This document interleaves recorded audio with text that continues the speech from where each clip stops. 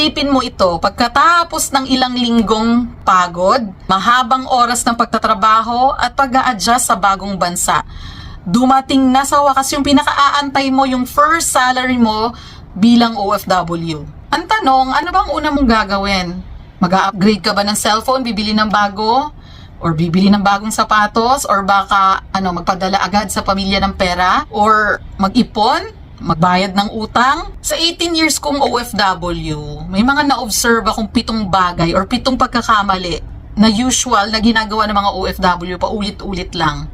So ito yung isi-share ko sa inyo sa episode ngayon. At kung maiiwasan mo ang 7 pagkakamaling ito, mas mapapabilis na ma-achieve mo yung financial goal mo. Ma-achieve yung mga plano mo bago ka mag-abroad. Kamusta mga ka-OFWs at sa mga future OFWs? Kung bago ka sa channel ko, my name is Farah. At sa 18 years kong OFW, marami akong natutunan na aral at gusto kong ibahagi sa inyo para hindi nyo na kailangan matutunan to in a hard way. Sa episode na to, pag-uusapan natin yung 7 mistakes na karaniwang ginagawa ng mga bagong OFW pag na-receive na nila yung first salary nila as an OFW. Unang pagkakamali, ginagastos agad ang buong sweldo. Don't get me wrong, normal lang na gusto mong i-reward ang sarili mo. Pinaghirapan mo yan eh. Pero tandaan mo, first salary pa lang yan. Hindi ibig sabihin kailangang maubos agad.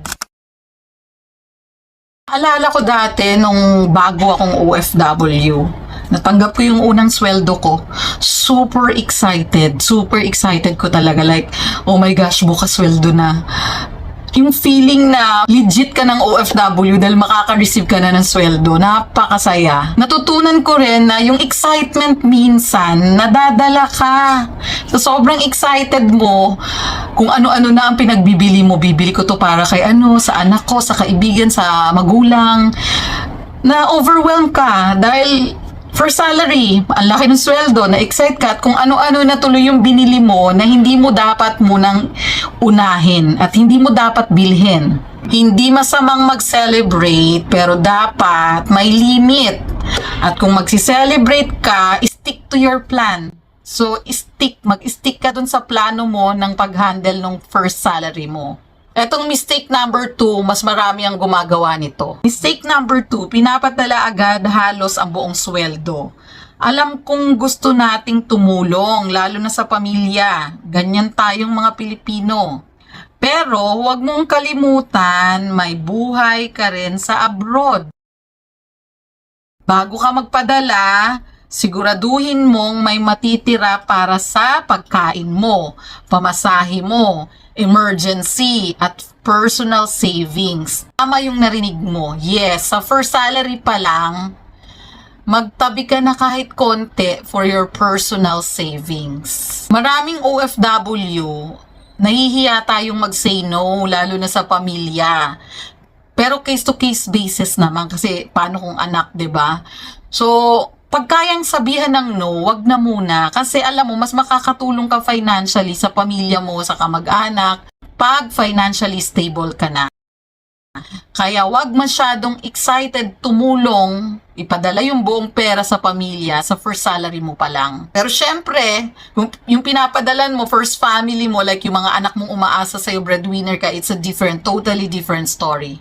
At itong pang third na mistake, maraming OFW ang nakukumit to. Kaya kahit alam mo yung 5 years ng OFW, wala pa rin naipon kahit konti, walang naipon dahil dito sa mistake number 3. Mistake number 3, hindi napapansin ang maliliit na gastos. Isang kape sa Starbucks, isang milk tea, isang online order, isang Grab ride. Dahil tinamad ka mag-prepare ng pagkain mo, order na lang sa Grab. Parang maliliit lang. Pero kapag pinagsama-sama mo, malaking halaga rin ang nawawala sa'yo. Hindi ko sinasabing wag kang mag-enjoy. Ang sinasabi ko lang, mag-budget ka dahil doon mo makokontrol yung pera mo. Etong next nating mistake, mas delikado. Kasi hindi lang pera ang mawawala sa'yo, pati yung future mo. Mistake number 4, lifestyle inflation. Alam mo ba ang ibig sabihin nito? Habang tumataas ang income, tumataas din ang gastos. So, ibig sabihin, nag-upgrade ka ngayon. For salary mo pa nga, 'di ba? Unang sweldo mo pa lang, huwag ka munang excited mag-upgrade. Gaya ng pag-upgrade ng cellphone, okay pa naman yung cellphone mo, bakit kailangan mo kaagad bumili ng latest? Nag-work pa naman. Pagbili ng branded na shoes, o gusto mo kaagad, or sabihin na lang natin, gusto mo lang ng bagong shoes kahit hindi branded, okay pa naman yung shoes mong ginagamit, 'di ba? Yung shoes na dala mo from Philippines, okay pa naman. So, wag mo nang bumili ng bagong shoes kung nagagamit pa naman. Gamitin mo muna pa ulit-ulit yan at pagtiyagaan. At ngayong panahon na to, ang dami ng online shopping. So, 'di ba? Hindi ko na i-mention, napakadami ng online platform para mag-shopping, nakaka-tempt. Lalo na pag naboboard tayo, nakaka-tempt talaga. Kaya iwasan mo muna ang pagsha-shopping, lalong-lalo na sa first salary mo. Kasi minsan paunti-unting shopping, panay shopping, ang daming OFW na napagdaanan to. Yung iba dyan, inabot na ng 10 years sa kaka-shopping, hindi pa rin nila na-realize yung mali. Buti yung mga iba, few years na-realize na, 5 years na-realize na, or may nakapag-advise sa kanila, then they listen to them. Mistake number 5, nahihiyang magsabi ng hindi muna. Alam kong mahirap ito, lalo na kung pamilya ang humihingi. At alam ko, maraming OFW ang makaka-relate. Minsan, kapag nalaman nilang sumusweldo ka na, may biglang request. Baka naman, pambili lang ng ganito, ng ganyan, pangdagdag sa pambayad ng ilaw, pambayad lang ng ganito, at kung ano-ano pa. At dahil ayaw nating makasakit ng damdamin, oo na lang tayo. Matutong mag-set aside ng limit. Okay lang tumulong, okay lang din na mag-no. Kung tutulong ka and after that, magpa-financial struggle ka, hindi naman tama yun. Kasi at the first place, nag-abroad ka para sa sarili mo at para sa immediate family mo. So yun yung goal mo, hindi para sa kung sino-sino pang kapamilya, kamag-anak, or kaibigan. So matuto kang mag-no. Kung talagang no, dahil wala ka talagang pangbigay, mag-no ka, okay lang mag-no. Ang importante, nakafocus ka sa goal mo, kung anong reason mo, bakit ka naging OFW. Ang hirap kasi nung sagad-sagad ka lagi sa kakatulong. Paano pag nawalan ka ng work? Paano kung ikaw naman yung naubusan? Sino ang tutulong sa'yo? Tanungin mo yung sarili mo, paano kung ako naman yung walang madukot, kailangan ko ng pera? Sino tutulong sa akin? 'Di ba? So, yun. Learn how to say no at maglagay ng limit sa pagtulong. Hindi po masama yun. And at the first place, hindi ka naman nandyan para maging emergency funds ng ibang tao. Ang pagtulong sa pamilya, isa yan sa mahalagang bagay. Isa rin yan sa mga goal ng karamihang OFW. Pero hindi masama na isipin mo rin yung sarili mo at yung future mo as early as first salary. Magse-set aside ka na. Gaya ng sinabi ko kanina, magse-set aside na kahit konti ng savings na hindi mo gagalawin. That's your personal savings. Mistake number 6, walang budget. Ibig sabihin, wala kang sinusunod na budget. Simple lang. Kapag hindi mo alam kung saan napupunta ang pera mo, hindi mo rin alam kung paano ito palalakihin. So, importanteng may budget kang sinusundan. Kahit simpleng notebook lang, ako personally, notebook pa rin hanggang ngayon yung ginagamit ko kasi mas nakikita ko. Or gamitin mo yung notes ng cellphone, isulat mo. O kung medyo high-tech ka, gumamit ka ng Excel sheet. 'Di ba?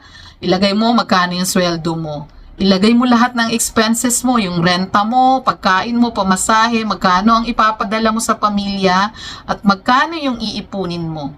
Kapag nakikita mo ang numbers, mas nagiging responsible kang gumastos. Okay guys, eto na yung last mistake natin, mistake number 7. Hindi agad sinimulan ang pag-iipon or pag-i-invest. Ako mismo, personal mistake ko rin to. So, hindi talaga ako nag-ipon agad.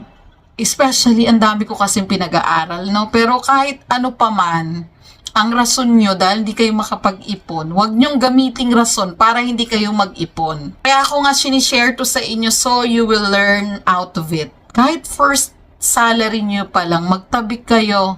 Kahit sabi mo pang $10 lang ang tinabi nyo, $50, $100, whatever the amount. Ang importante, sa first salary pa lang, may itatabi kang maliit na personal savings. Kung kaya mo nang simulan mag-invest, why not? 'Di ba? Pag-uusapan natin about investment sa mga upcoming episodes na lang. Hindi lang ako, karamihan ng OFW talaga, ginawa tong mistake na to. Kung meron mang gumawa nito, maybe 1%, but 99% ng mga OFW, karamihan, talaga, hindi nakapag-ipon agad. May iba dyan, inabot na ng many years, wala rin talagang ipon at investment. So, minsan, yung pagdidelay natin, saka na lang ako mag-iipon, tapusin ko muna yung mga bayarin ko, saka na lang ako mag-iipon kapag tumaas na yung sweldo ko. Hanggang nakalimutan mo nang mag-ipon. Mas okay kasi na sa first salary mo pa lang, simulan mo na yung habit ng pag-iipon. Gaya nga ng sinabi ko, hindi naman magmamatter yung amount, kahit maliit lang muna. So, kapag tumaas yung sweldo mo, dilakihan mo na, or kapag na fully paid mo na yung mga bayarin mo, dilakihan mo na yung savings mo. Ang importante, sa first salary mo pa lang, simulan mo na ang pag-iipon. Maybe may nagtatanong sa inyo dyan, Farah, ito lang yung sweldo ko, paano ko ba to hahatiin? Paano ko naman to ibabudget? Paano ko naman to ibabudget kung meron pa nga akong mga bayarin? At saka, breadwinner ako ng pamilya. Gets na gets kita. So, meron ako i-share na example, pero it might be applicable to you or it might not. Kaya itong isi-share ko, it's a general information that you can adjust according to your situation. Example, 50% living expenses mo. 20% padala sa pamilya.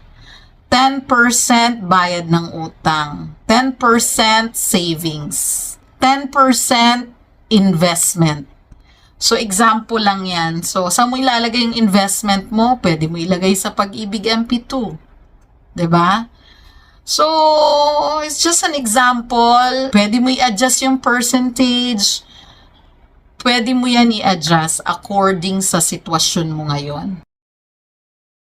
Kapag natanggap mo yung first salary mo, wag mong tanungin yung sarili mo, ano yung gusto kong bilhin? Tanungin mo yung sarili mo, ano yung budget ko? Ano yung mahalaga sa akin? So, mag-focus ka dun sa goal mo.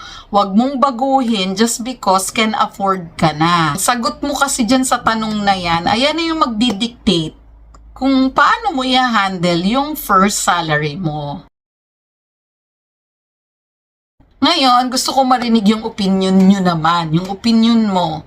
So, sa mga OFW dyan, kung babalikan nyo yung panahon na na-receive nyo yung first salary nyo, ano yung isang bagay na dapat yun yung ginawa mo? 'Di ba? Paki-share sa comment section para matuto yung mga future OFWs naman. So, kayong mga future OFW na palabas pa lang ng bansa, marireceive pa lang yung first salary, i-comment nyo sa baba anong plano nyong gawin sa first salary nyo. Let's see, re-replyan ko kayo, let's see kung i-assess natin kung tama ba yung decision yung gawin o dapat yung gawin sa first salary nyo. I-comment nyo lahat yan sa baba, baka sakali, mabasa yan ng iba at makatulong din kayo sa ating mga kababayan or kapwa OFWs. Kung gusto mo ng mga practical tips about buhay OFW, real life story, please consider to subscribe at kung nakatulong po itong video na to, please like and share. And marami pong salamat sa panonood. I'll see you again on the next one.